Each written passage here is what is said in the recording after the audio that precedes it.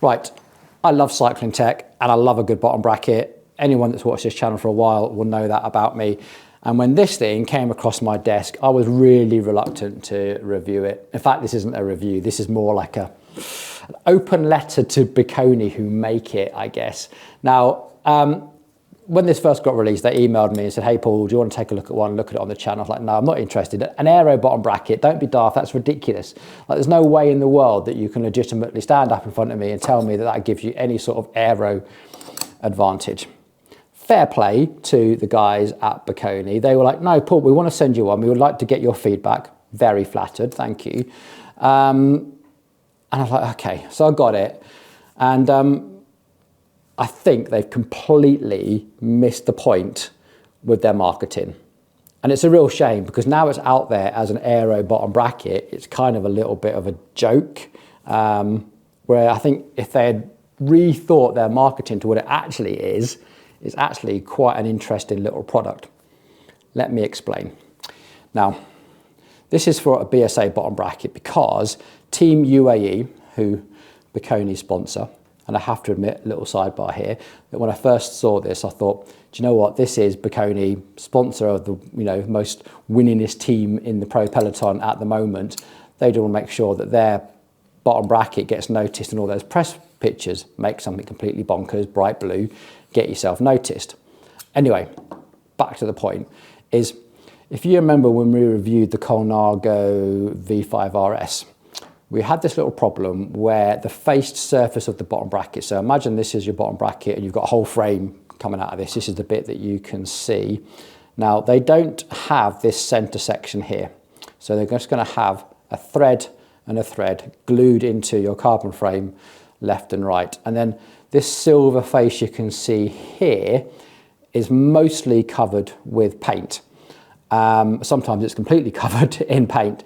But in an ideal world, another good example of the Specialized S-Works, the SL8, is that the amount of space they give you to work with is tiny. So if you look at this one, the face surface on this is 42 millimeters. Now, sometimes they just put a little bit of paint over that and they assume that you are going to run one of these. This is the Shimano Dura-Ace bottom bracket, and these are tiny. They're so tiny they need a special tool for the Dura-Ace and the XTR bottom bracket. And these, the little surface that's actually going to contact your frame is tiny. It's like, 39.5 millimeters. And this is great because on some of those frames, it means that you get a lovely flat surface with the bottom bracket without having to face it in the workshop. It's always hard because our facing tools are quite big. They're 44, maybe 48 millimeters. So if we do want to achieve a lovely flat face, we have to remove quite a chunk of paint, which leaves like a big ring around your frame. It looks pretty ugly and we try to avoid doing it. So sometimes we might get in there with a bit of cloth and trying to do it by hand and face it all up by hand just to avoid damaging that pristine paintwork. It can be a real ball ache. You might be thinking the solution is brilliant, just run Shimano Dura-Ace bottom brackets. Great, they're about 50, 60 quid right now, dead cheap. Replace them and you can probably see that there is probably no difference in aerodynamics. If you're really worried about these little notches, you can put a little bit of tape over them, like old school time trial, and job done. Can't imagine that that gives you any more aerodynamics than this does. But here's the thing. I think how they should have marketed this was it is a way that you get a fully sealed ISO bearing. In fact, there's an additional seal underneath here as well. I mean, look. This is that, and if I just get my fingernail and pull that seal out, you'll see that we have a proper 6805 ISO bearing in there with a seal on both sides, which you can take out, you can remove, you can take those lift those seals up, replace the grease, service them, clean them. You can put an additional seal on there as well if you want to, a proper aluminium top cap, and they've achieved all of that with I think this is a 40 millimeter bearing surface. Yeah, 40 millimeters, which should fit inside that little tight diameter of a face surface on really posh top end bikes that have BSA. Now, You might think, well, that's not a problem, but here's another example. Here's another bearing cup with a 6805 bearing pushed inside it, and that's how it normally looks. So we are, there we go, focus on that. That's how that normally looks. And this, even though it's got a chamfer on it, if we just measure the bit that's actually going to touch your frame, we are at 44 millimeters. Some are even worse, some are really fat like this, and that's like 48 millimeters. Yeah, 48. And the thing is, if you've got that lip of paint is enough to act like a puller. So if you imagine that you've got paint on this surface here, you've got a depth. Paint has a depth, and in terms of like all the tolerances that we're talking here, that paint's got a significant enough depth that if we then tried to tighten this bottom bracket on there, you would effectively be applying a force in that direction as the bottom bracket was trying to pull the threads out of your frame. And it has happened. You probably follow Instagram, you've seen it happen. Probably a few reasons why these threads can debond from a frame. One is they just get rusty, and as you're trying to crank on it, you don't have something on the other side to aid it. You're putting all your faith on the glue bond between that surface. I prefer bottom brackets that have got a full sleeve like this, but and just general corrosion, poor bonding to start with. There's lots and lots of reasons. Anyway, let me show you how this bottom bracket actually goes together, because it's actually pretty clever. Because how they've actually done this is to make this all very low profile. They've had to move the splines from the outside to the inside. So in there, you can see we've got all these splines, and you need a tool. Now, it is not just, there we go, I need to put that in front of my face so it don't see it. It's not just a proprietary tool, because Bikone have thought of that, and they have made it the same as a bottom bracket removal tool for square taper. Love that, an engineer that's actually thinking about the user. So this slots in here, comes with a little washer and a little nut like this, so we'll screw that on. And then we've got something that we can put a tool onto. So let's do this the right way around for you. So let's just screw that in. And you would take your 3/8 torque wrench. I've just got a normal wrench here for now, and tighten that up. Remember, your frame would be around here. This is just going to be to make up what the frame looks like. Push all that out. And then the drive side has just got regular splines, and it looks like it's a proprietary tool, but it isn't. It's just a normal tool, and you can just see there that it doesn't just fill up every single notch. That's all that is. So you've got your tool there, and then this can just screw in. In fact, before I do that, this section here is actually solid. I don't know if it adds any sort of to the rigidity, but there's a little O-ring in there, and a little, and all of this is sealed, so it's definitely going to help for the weather sealing, which I'm a massive fan of, because ultimately water and rust is the biggest killer. And there we go, there's your bottom bracket. So on this side you're going to have your crank, that'll cover all of that up, and on your non-drive side you've got this fairly smart looking little blue anodized sleek design just there, all for Shimano. So there we go. It's still fairly expensive. It's a £400-ish bottom bracket compared to how many of those you've got to get through to make that up. But I just feel like they just said it is a low profile, lightweight, it's 79 grams, which is 2 or 3 grams heavier than a Shimano one. But you use a fully weather sealed, serviceable 6805 bearing, I'll be like, actually, pretty interesting product. And I hope you agree with me that yes, interesting product. Is it for you? Possibly not. But I do appreciate the engineering rather than any sort of mad aero claim. So there we go. Now, very quickly, while we're on the subject of Bikone, I just thought I'd show you, they've also made a little update to the other Team UAE bottom bracket, and this is a work of genius. I love this. So this is the T47 internal bottom bracket, and the reason I like this is it is one piece. So you've got perfect alignment. This essentially goes into your frame, and then you use this just to center it and support it. But where your crankshaft runs, that is perfectly aligned bearings. These are brilliant. I've just updated this design here ever so slightly. Yeah, superb bit of kit. And they have weirdly got into the grease market. And again, fair play to their engineers, because they're like, Paul, I'm going to send you some grease. Let me know what you think about it. I don't know if it's going to come in these little cool bits of packaging, but I quite like it if they do, because this... Quick advert here, if you do want to know more about bottom brackets and greases, stuff that really like pro mechanics geek out on, remember we have our own school.com community. School is like an online course, I guess, but it's much more community led. It's been working great. If you are sort of professional mechanic or really keen home mechanic and want to really dig deep into the details, go and check us out at school.com. Right now it's about £19 to sign up. We meet up every fortnight for a full hour-long sort of catch-up. We answer all your questions. We're releasing new modules all the time. So links down below. Go and check it out. If it's for you, brilliant. Come and join us. If not, back to the video.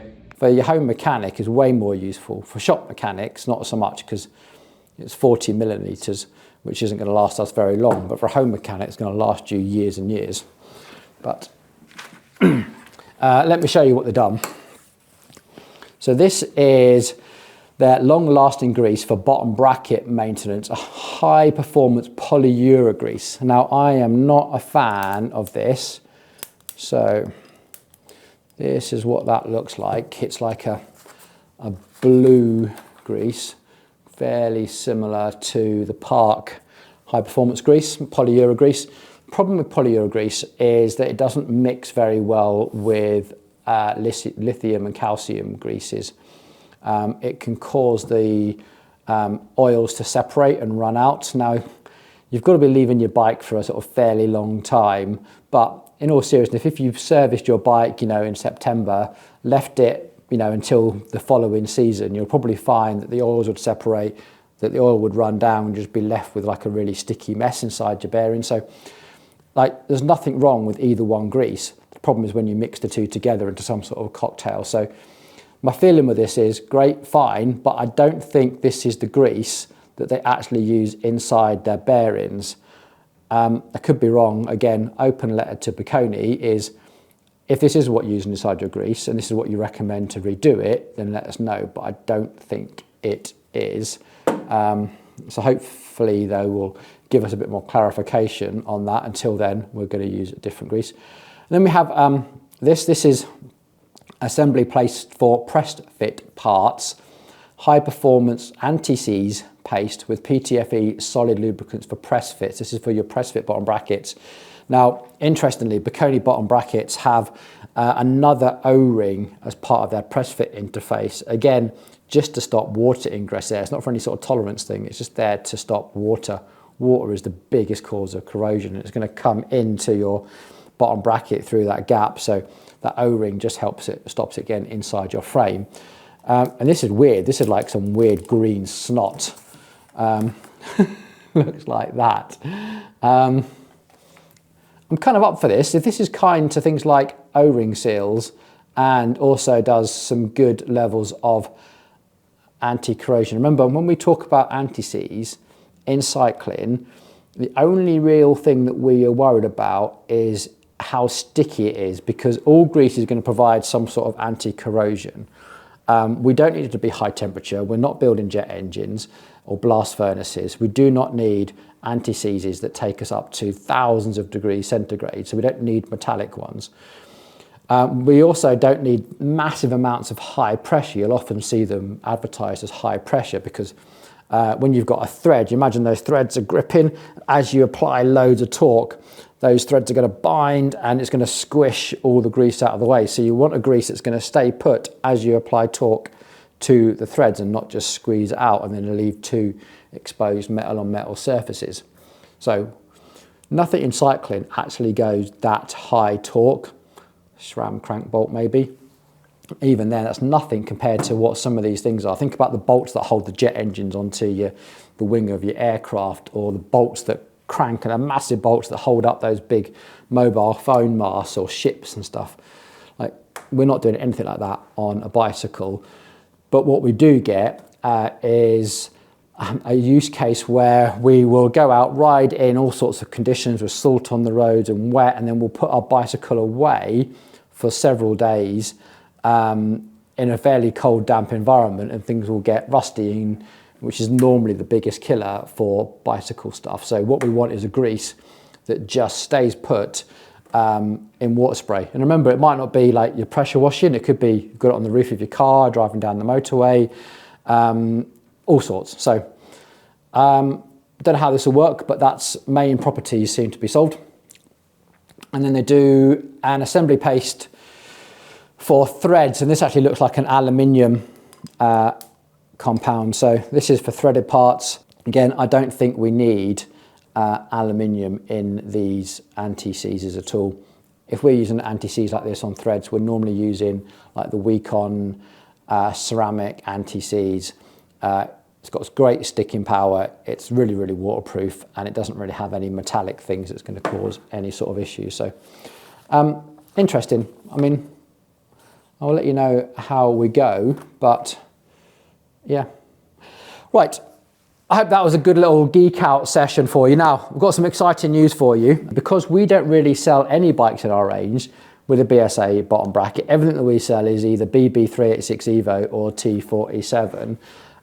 So I don't really have much use for this, to be honest. So I'm going to give you guys the chance to win it. This is a £400 bottom bracket as ridden by Tadej Pogačar himself and the whole Team UAE. A really, really special bottom bracket. Ceramic bearings, everything. Going to come with all the tools so you can fit that yourself. Links are all down in the description. Not only that, but I'm also going to give away the T47, the power set version. So if you do have T47 internal on a Shimano crankset, there's also a competition to win one of those. And as a bit of a consolation prize, we also have their regular ceramic one, but in the special, I haven't even taken it out of the packet, anodized blue. So there's like a little set of blue special Team UAE. But to give you an idea, this is a special gold one that they made. And it looks all like this. This is a special Team UAE one. Really, really well weather sealed, but it's got a slightly larger landing surface than this one. So anyway, details are all down in the description. Ticket prices are 50p. I'm just really looking forward to giving someone the opportunity of riding an absolutely beautifully well made, top of the line bottom bracket for the price, well, of a bag of crisps. Not even that. I don't think you can even get a bag of crisps for 50p. Anyway, there we go. There's my little geek out at some bottom brackets. I do hope you enjoyed it. See you on the next one. We've got an epic video all about the 3T factory, about how they are producing carbon frames in Italy in a way that aligns with European culture. Is absolutely fascinating. I hope you join me for that. Subscribe if you want to know as soon as that video comes out. Right, see you later.